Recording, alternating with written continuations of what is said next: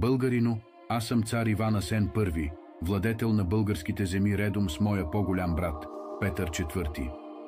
През 1185 година, след като бяхме победени от византийския император Исаак II Ангел, моят брат и аз мобилизирахме нашите български сънародници да се вдигнат срещу Византийската империя.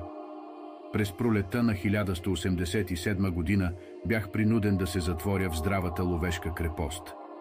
В продължение на 3 месеца Исаак II Ангел ме обсаждаше без успех и реши да сключим мир, като взе брат ми Калоян за заложник. Ловешкият мир беше своеобразно признаване на освободената българска държава. Брат ми Петър зае старата столица Преслав, а аз започнах да изграждам Търново като нова столица. Целта беше възстановяването на Първата българска империя. Но за жалост, въпреки успехите, които постигнахме, моят живот приключи трагично. През 1190